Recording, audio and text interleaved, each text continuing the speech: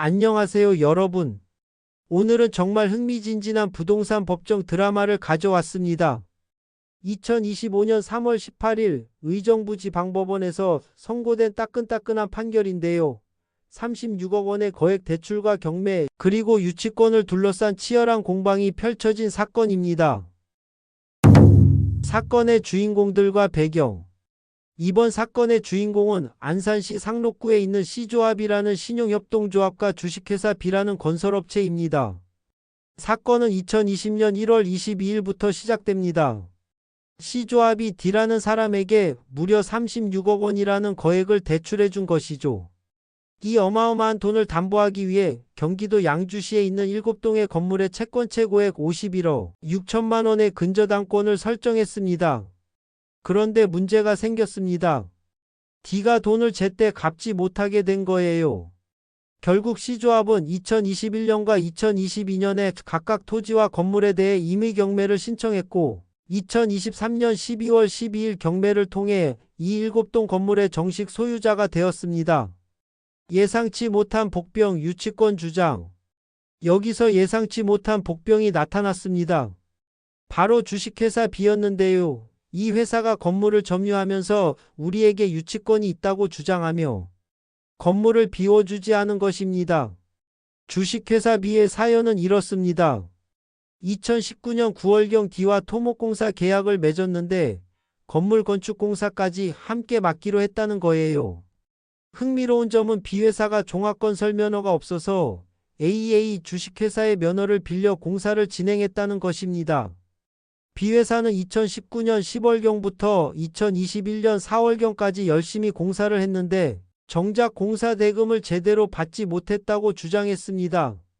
그래서 공사가 중단된 이후부터 건물 부지에 컨테이너를 설치하고 유치권 행사 중이라는 현수막을 걸어두었죠. 치열한 법정 공방. C조합은 당연히 가만히 있을 수 없었습니다. 우리가 정당한 소유자인데 왜 건물을 비워주지 않느냐며 건물인도 소송을 제기했습니다. C조합의 주장은 명확했습니다. 감정서에도 유치권 얘기가 없었고 단순히 현수막 몇 개 걸어놓은 것만으로는 점유라고 볼 수 없다. 설령 점유를 인정하더라도 토목공사업자인 B회사의 공사 대금과 건물 사이에는 직접적인 관련이 없고 공사 대금 지급 시기도 아직 오지 않았다는 것이었습니다. 반면 B회사는 당당했습니다.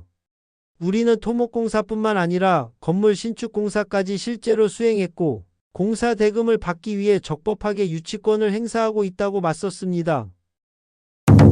법원의 꼼꼼한 판단. 법원은 유치권이 성립하려면 3가지 조건이 모두 충족되어야 한다며 차근차근 검토했습니다. 첫 번째, 실제로 건물을 점유했는가? 법원은 여러 증거를 종합해서 B회사가 실제로 건물을 점유했다고 판단했습니다. 결정적인 증거들이 있었거든요. 다른 소송에서 서울고등법원이 B회사가 2021년 4월까지 토목공사와 건물 신축공사를 진행했고 D가 B회사에게 2억 1272만 3170원의 공사 대금을 지급할 의무가 있다고 확정. 판결한 것이 첫 번째 증거였습니다. 또한 B회사 대표 A씨가 2021년부터 2024년까지 무려 3년간 건물 일대에서 지속적으로 유치권 행사 방해 저지 집회를 열었고 인근에서 생활한 흔적이 수많은 영수증으로 확인되었습니다. 심지어 유치권을 주장하다가 폭행을 당한 사건도 있었죠. 두 번째, 공사 대금과 건물 사이에 관련이 있는가? C조합은 토목공사업자의 공사 대금과 건물은 관련이 없다고 주장했지만 법원은 달리 판단했습니다. B회사가 토목공사뿐만 아니라 건물 신축공사까지 일부 수행했고 2020년 3월경에는 이미 건물이 기둥과 주벽, 지붕을 갖춘 상태였다는 점을 근거로 충분한 관련성이 있다고 보았습니다. 세 번째, 공사 대금을 받을 시기가 되었는가? 원래 계약에서는 은행에서 시공자금이 마련되면 기성률에 따라 지급하기로 되어 있었습니다. 하지만 공사계약이 2021년 4월경 해지되었기 때문에 대법원 판례에 따라 해지 시점에 이미 완성된 부분에 대한 대금을 지급해야 할 의무가 발생했다고 판단했습니다.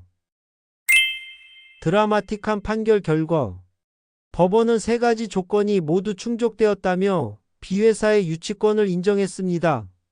결과적으로 C조합의 건물인도 청구는 받아들여지지 않았고 C조합이 완전히 패소하게 되었습니다. 소송 비용은 누가 부담했을까? 가장 궁금한 부분이죠. 판결문에 명시된 바와 같이 소송 비용은 패소한 원고인 C조합이 전액 부담하게 되었습니다. 우리나라 민사소송법의 기본 원칙에 따라 소송에서 진 쪽이 상대방의 소송 비용까지 모두 책임지는 것입니다. 이 사건이 주는 교훈. 이번 판결은 몇 가지 중요한 교훈을 줍니다. 첫째, 경매로 소유권을 취득했다고 해서 항상 즉시 건물을 인도받을 수 있는 것은 아닙니다. 제3자의 적법한 권리가 있다면 새로운 소유자도 이를 존중해야 하죠. 둘째, 유치권은 생각보다 강력한 권리라는 점입니다. 점유, 결련성, 변제기 도래라는 세 요건만 충족되면 소유자에게도 당당히 맞설 수 있습니다.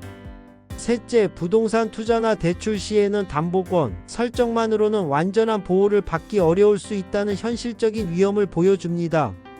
이 사건은 복잡한 부동산 개발 과정에서 벌어질 수 있는 다양한 법적 분쟁의 전형적인 사례라고 할 수 있습니다. 면허 차용, 공사 중단, 자금 부족, 경매, 유치권 행사까지 부동산 업계의 현실이 고스란히 담겨 있는 판례였습니다.